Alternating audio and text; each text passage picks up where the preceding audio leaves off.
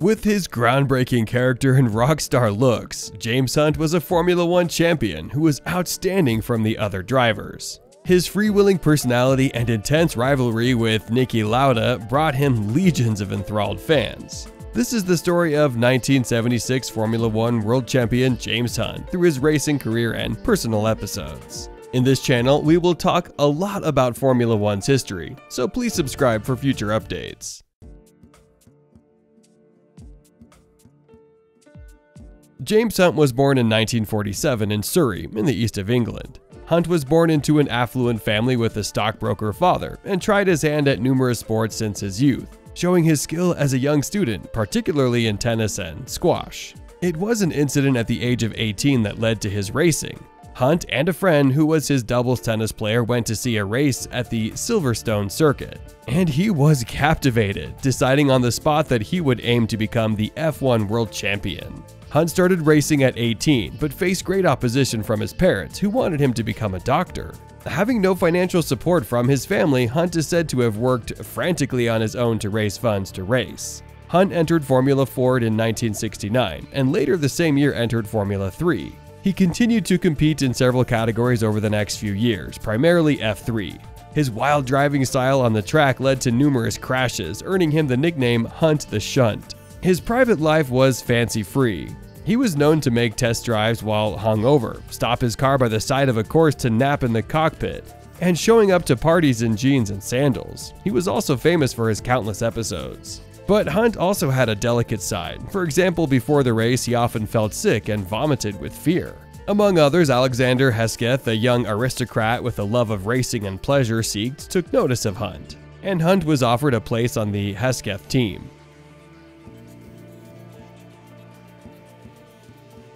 In 1973, Hunt competed in European Formula 2 with the Hesketh team, and ended up destroying his car in a race at the Pau circuit in France. This led Hesketh to realize that there was little difference between the cost of running an F1 team and an F2 team, so he decided to move him up to Formula 1. Therefore, Hunt and the Hesketh team made their Formula 1 debuts in the 6th round of 1973, the Monaco Grand Prix.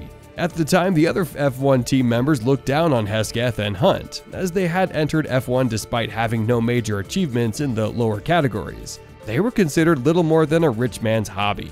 And in fact, the high-living Hunt and Hesketh would show up at circuits in luxury cars and helicopters and party through race week.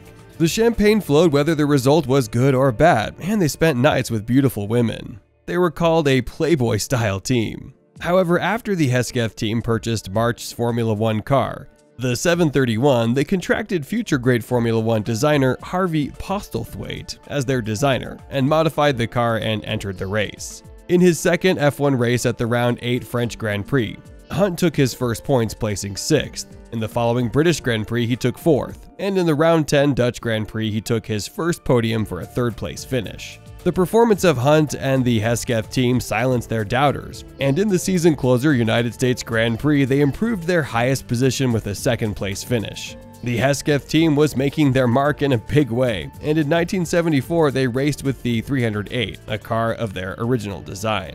With Hunt at the wheel, the team scored 3 third-place finishes, ending up in 8th for the season. Also this year, he won the Formula One International Trophy at Silverstone as a non-championship race. It appeared that he was close to his first victory in an official Formula One race. And then, 1975. In Round 8, the Dutch Grand Prix, Hunt started 3rd on the grid, battling it out with Niki Lauda, and took the checkered flag. It was the first victory both for himself and for the Hesketh team. Through the season, besides this win, he took 3 second-place finishes and placed 4th overall. It was a spectacular season for Hunt and Hesketh. However, Lord Hesketh ran his team with his own money, refusing to take on sponsors as policy. And when finances turned difficult, the team's continuing existence was at risk.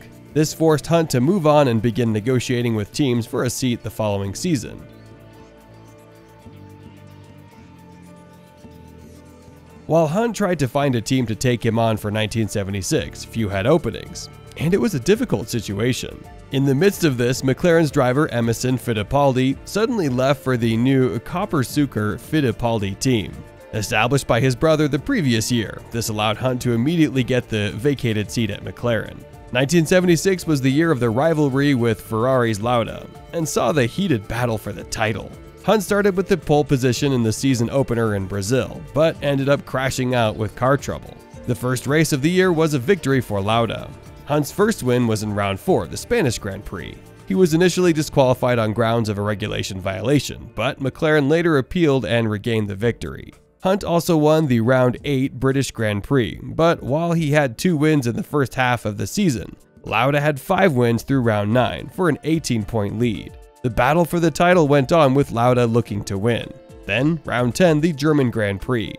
In miserable raining conditions, Lauda had a horrific crash. His car was engulfed in flames, and he sustained massive injuries. The race was temporarily halted due to the accident, but after the restart, Hunt took the victory.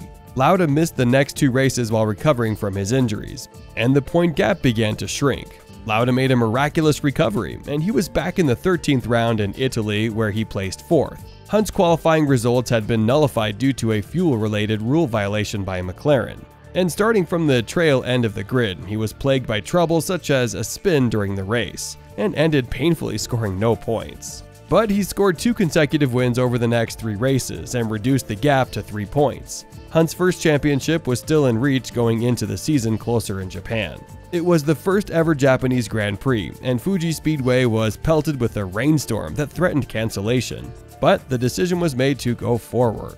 Hunt needed at least a 4th place finish to take the championship, and he was off to an excellent start from his 2nd place on the grid, leading the pack. On the other hand, Lauda decided that the rainy conditions were just too dangerous and dropped out right after the start. This remarkable decision by a championship contender was the talk of the race. He was running in the lead, but towards the end of the race, faced with serious tire wear, he was forced to pit. And with 5 laps remaining, he dropped to 5th place, just out of range for the title. It looked like Hunt would lose the title in the final moments, but on lap 71 with 3 laps left, he overtook 2 cars ahead of him and took a checkered flag for 3rd. Hunt had brilliantly taken the World Championship and fulfilled the goal he had set as a young man.